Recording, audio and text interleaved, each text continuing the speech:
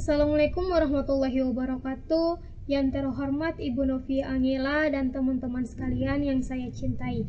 Perkenalkan, saya atas nama Naila Saputriode dengan NIM 202103020044. Pada kesempatan kali ini saya akan membahas materi tentang ragam bahasa Indonesia. Baik, ada 3 poin yang akan saya bahas pada materi kali ini, yaitu A. Sejarah munculnya bahasa Indonesia, B.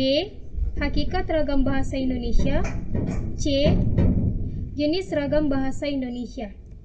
Nah, kemudian ada 3 poin yang mana yang akan saya bahas nanti pada poin jenis ragam bahasa Indonesia, yaitu 1. Ragam bahasa lisan dan tulis, 2. Ragam bahasa baku dan tidak baku, 3. Ragam bahasa baku lisan dan baku tulis. Nah, langsung saja kita masuk pada poin pertama, A. Sejarah munculnya bahasa Indonesia. Nah, seperti yang kita ketahui bahwa Indonesia mempunyai suku bangsa yang beragam, yang berbeda, yang banyak. Nah, pasti dengan suku bangsa yang berbeda itu pasti mempunyai juga bahasa-bahasa yang berbeda, bahasa-bahasa yang beragam. Nah, jika kita berbicara tentang sejarah munculnya bahasa Indonesia, nah maka tidak terlepas dengan yang namanya bahasa Melayu. Karena bahasa Melayulah yang mana terlahirnya bahasa Indonesia. Nah, kemudian ada juga sejarah yang mengatakan pada perjuangan kemerdekaan bangsa Indonesia belum mempunyai bahasa pemersatu. Namun dengan diadakannya Sumpah Para Pemuda pada tanggal 28 Oktober tahun 1928 itu telah menjadi titik awal yang mana bahasa Indonesia telah menjadi bahasa pemersatu, bahasa nasional. Nah, jadi bisa ditarik kesimpulan bahwa sejarah munculnya bahasa Indonesianya itu mulai dari adanya bahasa Melayu. Bahasa Melayu. Karena adanya bahasa Indonesia itu karena dari bahasa Melayu.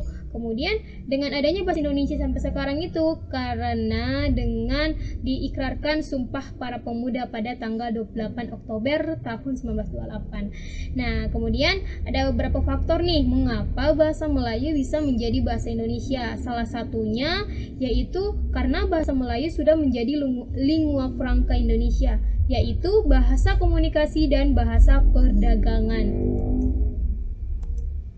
Oke, kita lanjut ke bagian B, hakikat ragam bahasa Indonesia. Nah, menurut Bahman pada tahun 1990, ragam bahasa adalah variasi bahasa menurut pemakaian yang berbeda-beda menurut topik yang dibicarakan, menurut hubungan pembicara, kawan bicara, orang yang dibicarakan, serta menurut medium pembicara. Nah, yang menjadi contoh saja, jika ada seorang mahasiswa yang berbicara dengan teman sebaya, dengan Bapak Ibu dosen, pasti antara kedua itu karena si mahasiswa ini dia berhadap dengan orang yang berbeda, dengan kalangan yang berbeda, pasti gaya bahasa yang digunakannya juga berbeda, yang mana bahasa yang digunakan tuh pasti lebih baik dan sopan kepada Bapak Ibu dosen daripada teman sebaya, karena kalau dengan teman sebaya itu pasti menggunakan bahasa sehari-hari saja gitu. Nah, kemudian fungsi bahasa menurut Goris Keraf. 1. Sebagai personal, 2. Sebagai alat komunikasi, 3. Sebagai alat mengadakan integrasi dan adaptasi sosial, 4. Sebagai alat pengawasan dan kontrol sosial. Oke, kita lanjut ke jenis ragam bahasa Indonesia. Nah, menurut Nababan pada tahun 1987, bahasa mempunyai bentuk-bentuk yang sesuai dengan konteks dan keadaan. Bentuk-bentuk yang berbeda itu kita sebut ragam bahasa. Nah, ada 4 macam variasi bahasa tergantung pada faktor yang berhubungan atau sejalan dengan ragam bahasa itu. Keempat kategori faktor tersebut ialah 1. Faktor geografis, 2. Faktor kemasyarakatan, 3. Faktor situasi berbahasa, 4. Faktor waktu. Nah, yang dimaksud dengan faktor geografis ini adalah di mana sebuah daerah itu menggunakan bahasa itu sebagai bahasa daerah. Nah, itu yang disebut faktor geografis. Kalau yang kedua faktor kemasyarakatan, yaitu yang mana ada golongan sosioekonomik yang menggunakan bahasa itu sebagai bahasa golongan. Nah, kalau yang ketiga faktor situasi berbahasa, ada mencakup 3, yaitu pemeran serta seperti pembicara, pendengar, dan sebagainya. Kemudian kalau tempat berbahasa, ini yang masih masuk dalam faktor situasi berbahasa. Kalau tempat berbahasa seperti di kampus kah, atau di sekolah, atau di rumah, nah itu yang dikatakan tempat berbahasa.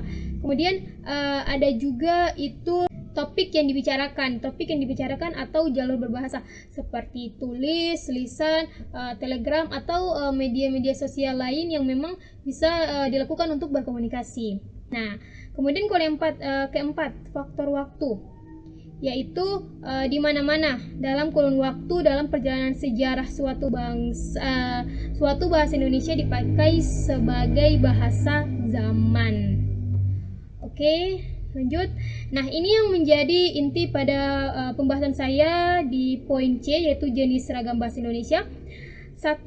Ragam bahasa Indonesia baku dan tidak baku. Nah, ragam baku adalah ragam yang dilembagakan dan diakui oleh sebagian besar warga masyarakat pemakainya sebagai kerangka rujukan norma bahasa dalam penggunaannya. Kemudian ragam tidak baku, yaitu ragam yang tidak dilembagakan dan ditandai dengan ciri-ciri yang menyimpang dalam norma baku. Dia menyimpang dari norma ragam baku karena itu dia bukan termasuk ragam baku. Kalau ragam baku itu berarti dia sesuai dengan norma ragam kaidah bahasa Indonesia. Nah, ada juga nih sifat-sifat dalam ragam baku menurut Tasai dan Zainal Arifin pada tahun 2000. Ada yang namanya kemantapan dinamis, cendekia, dan seragam. Nah, kemantapan dinamis yang mana bahasa itu dia cocok ketika bahasanya itu cocok dalam kaidah bahasa Indonesia. Kemudian kalau cendekia tuh yang mana bahasa itu tuh dia sesuai atau cerdas penggunaannya ketika dalam forum-forum formal. Kemudian kalau seragam yang dimaksud ialah pada hakikatnya proses pembakuan bahasa itu kan yakni proses penyeragaman bahasa. Maksudnya dengan kata lain, pembakuan bahasa merupakan titik-titik keseragaman. Oke, yang kedua yaitu ragam bahasa lisan dan tulis. Menurut Tasai dan Zainal Arifin pada tahun 2000, beliau mengemukakan bahwa antara ragam tulis itu berbeda. Nah, bisa dilihat diantaranya di bawah sini. 1. Ragam lisan itu dia menghendaki adanya orang kedua atau pembicara, sedangkan ragam tulis itu tidak. Bagian kedua nih, di dalam ragam lisan unsur gramatikal tidak begitu diharuskan karena ragam bahasa lisan didukung oleh gerak, mimik, pandangan, ekspresi, dan intonasi. Sedangkan ragam tulis itu mengharuskan adanya unsur gramatikal karena ragam tulis itu menghendaki agar orang yang diajak bicara itu mengerti bahwa maksud dan tujuan dari tulisan tersebut itu kayak seperti apa gitu. Oke, yang ketiga, ragam lisan. Nah, ragam lisan ini sangat terikat pada kondisi, situasi, ruang, dan waktu. Seperti kayak presentasi. Nah, itu kan kayak berarti dia dalam sebuah ruang. Nah, itu kalau ragam lisan. Sedangkan ragam tulis itu tidak begitu terikat. Nah, yang keempat, ragam lisan dipengaruhi oleh tinggi, rendah, dan panjang suara. Sedangkan ragam tulis itu dilengkapi dengan pemakaian tanda baca. Nah, bisa dilihat pada kedua gambar ini. Nah, untuk gambar yang cewek ini, nah itu dikatakan ragam bahasa lisan. Seperti yang saya katakan sebelumnya, di slide sebelumnya, bahwa ragam lisan itu dia lebih menggunakan mimik, ekspresi. Nah, jadi kayak tangannya bergerakkah atau bagaimana, terus ekspresinya senyumkah atau seperti apa. Nah, itu yang dikatakan ragam lisan yang menggunakan gerak, mimik, ekspresi. Nah, seperti itu. Kalau yang di samping ini yaitu ragam bahasa tulis, yang mana dia hanya terpaku pada tulisan apa yang dia tulis, yang mana dalam tulisan itu harus benar-benar menggunakan kaidah bahasa Indonesia dan juga menggunakan unsur gramatikal yang lengkap. Nah, sebagai contoh ragam bahasa lisan dan ragam bahasa tulis. Contoh untuk ragam bahasa lisan. Nah, di sini contoh satunya Rani bilang kita harus pulang. Ini penggunaan untuk bahasa lisan. Kalau untuk bahasa tulisnya, Rani mengatakan kita harus pulang. Nah, jadi bisa dilihat bilang dan mengatakan. Bilang itu seperti bahasa-bahasa yang memang sering kita sebut sehari-hari, bahasa sehari-hari gitu. Kalau untuk kata mengatakan, nah itu dia lebih baku, terus dia lebih formal. Jadi ini yang dikatakan dia termasuk ragam bahasa tulis. Nah, kemudian untuk contoh kedua, Adi Ramli tinggal di Medan. Kemudian dalam bahasa tulisnya yaitu Adi Ramli bertempat tinggal di Medan. Tinggal dan bertempat tinggal. Tinggal yaitu bahasa sehari-hari yang digunakan atau bahasa lisan gitu kan. Terus kalau bertempat tinggal itu ya itu dia bahasanya lebih baku, lebih cocok untuk ragam bahasa tulis seperti itu.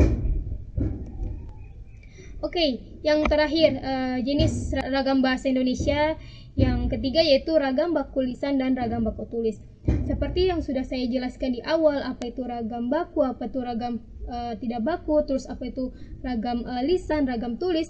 Nah, ternyata pada ragam baku juga itu dia terdapat dua macam lagi, yaitu ragam baku lisan dan ragam baku tulis. Sebagai contohnya saja, langsung kita ke contoh. Satu, saya akan membeli buku itu. Akan saya beli buku itu. Buku itu akan saya beli. Akan saya beli buku itu. Buku itu saya akan beli. Nah, kelima contoh ini memang sudah termasuk ragam baku. Namun, jika dilihat sesuai dengan struktur kaidah bahasa Indonesia, untuk nomor 1, 2, dan 3 ini dia termasuk ragam baku tulis. Sedangkan untuk nomor 4 dan 5 dia termasuk ragam baku lisan. Nah, yang terakhir, fungsi ragam baku menurut Pamungkas pada tahun 2012. Ada 4 fungsi nih.